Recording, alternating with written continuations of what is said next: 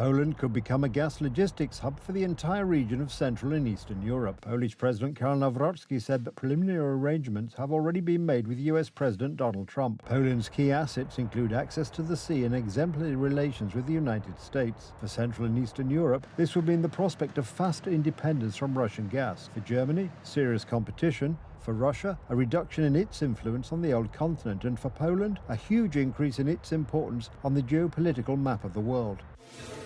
This could be a political and historical breakthrough for the whole of Europe. At the V4 summit in Hungary, President Karol Nawrocki announced a plan to build a hub in Poland that will allow gas to be transported to partners in the Visegrad Group.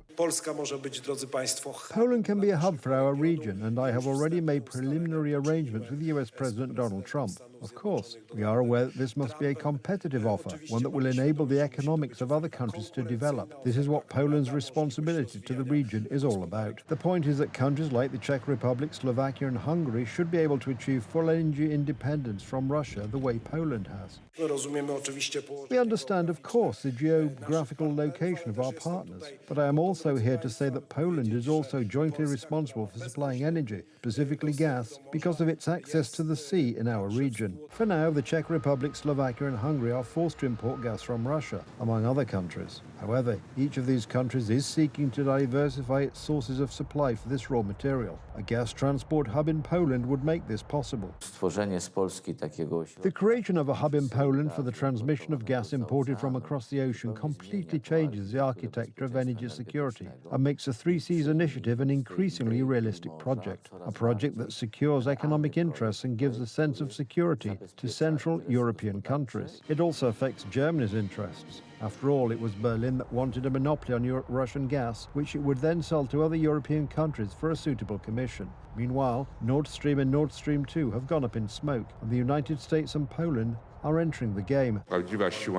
Germany's real power stems from the marginalization of Central and Eastern Europe. This is a sad fact that we must accept, rather than pretending to believe that Berlin will suddenly give up its own interests out of sheer goodwill. Unfortunately, our current government seems to expect us to believe exactly that. For many years, Donald Tusk, current Prime Minister and leader of the opposite political camp to President Nawrocki, claimed that Nord Stream and Nord Stream 2 pose no threat to Poland's national interests. Today, when it is already known that Putin used the money from Russian gas exports to strengthen his army and prepare it for war in Ukraine, Donald Tusk claims to have always opposed the project. When discussing the threats posed by investments such as Nord Stream making Europe dependent on Russia for gas, I often felt alone in Europe. Donald Tusk is simply lying and hoping everyone forgets what his position was for all those years. He is lying the way he is because he is fully aware that, apart from TV Republica, no one will press him on this matter, and everyone will simply play along. His mouthpieces are simply loyal to him in this matter. Donald Tusk was one of the men thanks to whom Angela Merkel was able to build Nord Stream 2. Tusk himself is reluctant to speak on the matter. However, much can be gleaned from the voices of his inner circle. On the issue of Nord Stream 2, there is indeed an agreement between private companies, and it must be clearly stated that, thank God, the governments are not behind it. Calling Nord Stream an agreement between private companies is a euphemism employed by both German and Russian state sources to obfuscate the nature of the German-Russian gas pipeline. Nord Stream 2 is a private sector project.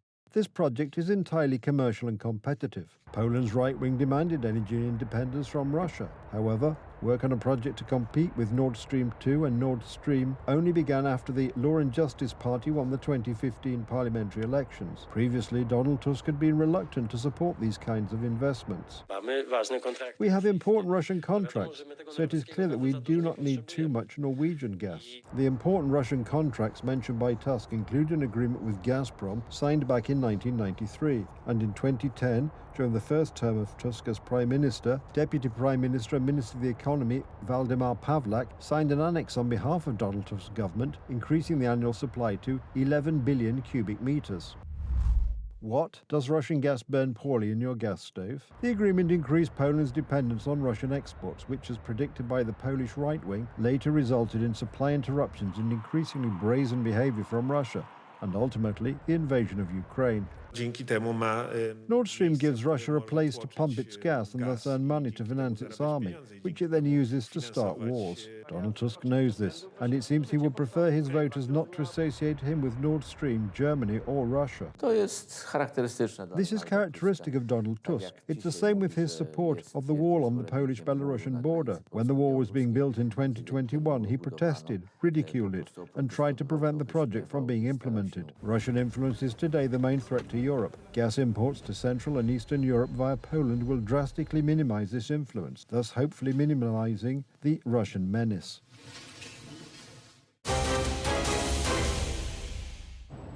It's official. Poland will take part in next year's G20 meeting, which will be hosted by the United States, according to the U.S. Secretary of State.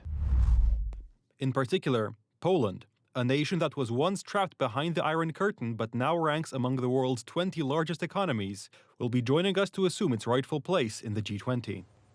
The first information about the possibility of inviting Poland to this elite group appeared in September, during Polish President Karol Nawrocki's visit to Washington and his meeting with President Donald Trump. I am also very happy to have received an invitation from President Donald Trump to next year's G20 summit in Miami, which we had been seeking in our earlier talks. This invitation is a success for President Nawrocki, as well as a result of the exceptionally close relations and strategic alliance with the United States that the Polish right wing has been pursuing for years. It is very good that we are there. It strengthens Poland's position on the international stage. It is not only an event that will improve our country's image, it will also build up our position in international trade relations. The G20 is an informal group of the world's 20 most important economies. Its member countries account for about 90% of global GDP and 80% of world trade. Poland's success is a proof that a focus on the future is a better path than one on grievances. It shows how partnership with the US and American companies can promote mutual prosperity and growth. This is a victory for Poland and President Karol Nawrocki, and it comes despite the current government, led by Prime Minister Donald Tusk. The government coalition's members have not only repeatedly attacked the current White House administration, including President Donald Trump himself, but they are also currently skyrocketing Poland's national debt with huge budget deficits. If this continues to be the case and Poland's budget situation remains unchanged, we may go to this summit as a country close to bankruptcy. The first highest-level meeting of the G20 took place in November 2008, when then-U.S. President George W. Bush invited leaders to Washington to coordinate a global response to the financial crisis. Already at that time, then Polish President Lech Kaczyński began efforts to have his country admitted to the G20. According to our calculations, the Polish economy is the 18th largest in the world. As President of Poland, I will not beat around the bush. My country's place is in the G20. Until now, the only Pole to attend the G20 summit was Mateusz Morawiecki in Baden-Baden in 2017, then still finance minister in the Law and Justice Party's government. This was in recognition of his rapid reforms and acceleration of Poland's development after the previous government, led by Donald Tusk, had been removed from power. Morawiecki, who would later become prime minister, pointed out at the time that Poland deserved a permanent place among the G20. The composition of the G20 also reflects the geographical distribution of the world. There are two countries that are below the size of our GDP, namely Argentina and South Africa, and these countries are nevertheless in the G20. The host of this year's G20 summit was South Africa, which, according to IMF calculations, has an economy around half the size of Poland's. Next year, South Africa will be replaced by Poland.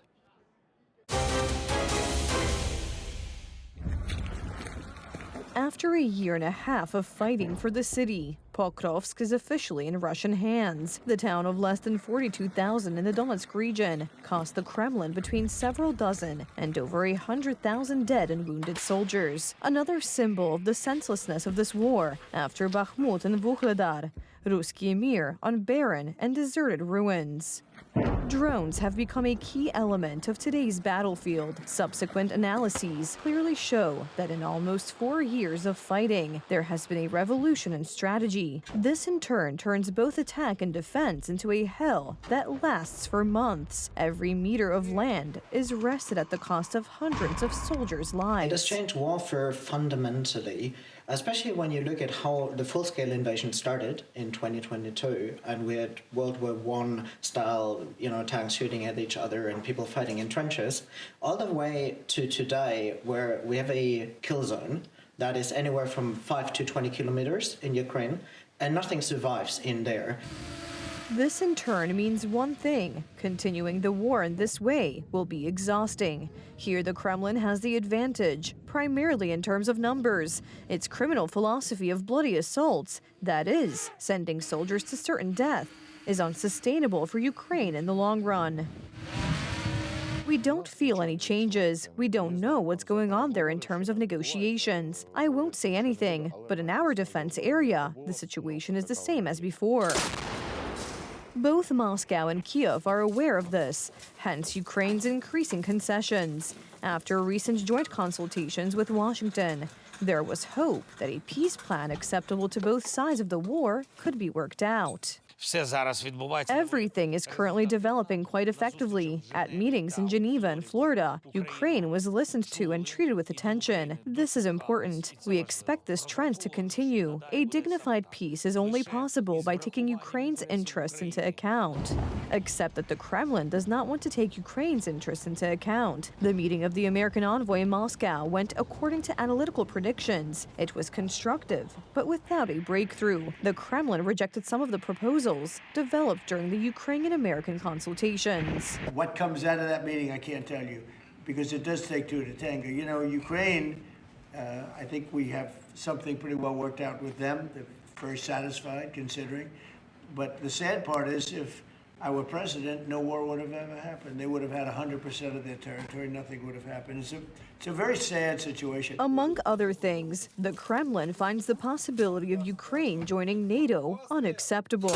Kiev, on the other hand, knows that only actual membership will give it real security guarantees. A compromise could be the presence of Western soldiers in Ukraine as part of a stabilization mission, but Moscow does not want to agree to that either. We are preparing meetings in the United States of America after the American team returns from Moscow and holds the necessary consultations in Washington. Rustem Umerov, Andriy Khnatov, and everyone else necessary for the negotiations. In addition to the diplomatic efforts of the Americans, Europe is also trying to take action.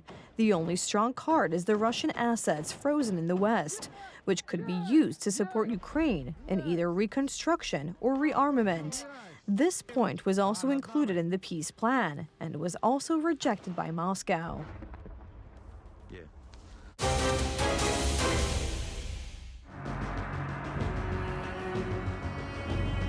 It's a story straight out of Hollywood, but the script was written by life itself. It has everything: fame, money, drugs, addiction, greed, loneliness, and a tragic death. For years, Dr. Salvador Plasencia supplied Matthew Perry, star of the TV series Friends, with the highly addictive drug ketamine. This led to the actor's death and the doctor's imprisonment, but the family of the deceased feels no relief. Look, it's a tragic story, and, sometimes apparently nice guys do bad things. The legal system has to take account. The greedy doctor pleaded guilty, explaining that he was tempted by easy money and instead of protecting the health and life of his famous patient, he pushed him to the brink of endurance. "I failed him and myself," he said during the trial, while his family tried to defend him until the end. Good son, what do you will talk about your kids? Kind. The best, the best. I love my children. But the truth is brutal, and the Blask online portal writes about it.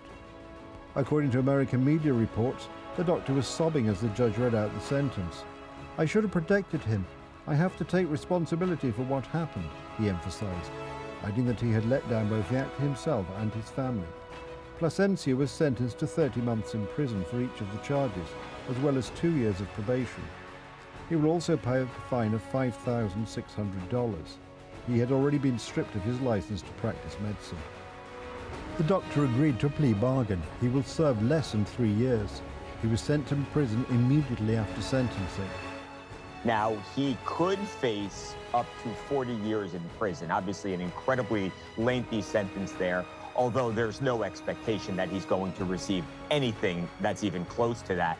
As a matter of fact, Christina, the prosecutors have asked for 3 years in Dr. Plasentia's case. So we will ultimately see here if the judge follows those recommendations. Does he go less? Obviously, the defense has asked for what's essentially no time behind bars. A total of 5 people are linked to Perry's death, who, together with the doctor, created a network of mutual connections. The goal was to extort as much money as possible from the star, who was addicted to strong drugs. This network included a live-in assistant, various go-betweens, 2 medical doctors, and a major source of drug supply known as, quote, the ketamine queen. We charged 5 defendants in this matter. These defendants took advantage of Mr. Perry's addiction issues to enrich themselves. They knew what they were doing was wrong. They knew what they were doing was risking great danger to Mr. Perry, but they did it anyways. The star of the world-famous TV series Friends couldn't cope with his enormous fame.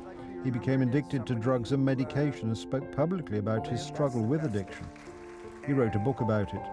But the doctor who pretended to be his friend turned out to be his mortal enemy. The actor died of a ketamine overdose in October 2 years ago. He was found dead in a hot tub at his home in Los Angeles. I'm 24. I've been watching the show since, it ended in 1999. That was the year I was born, and I've been watching it my whole life. I remember walking into the living room when my brothers were watching it as they were growing up, and yeah, it made my life. Set. I used to borrow all the discs from her. Yeah, huge in Australia.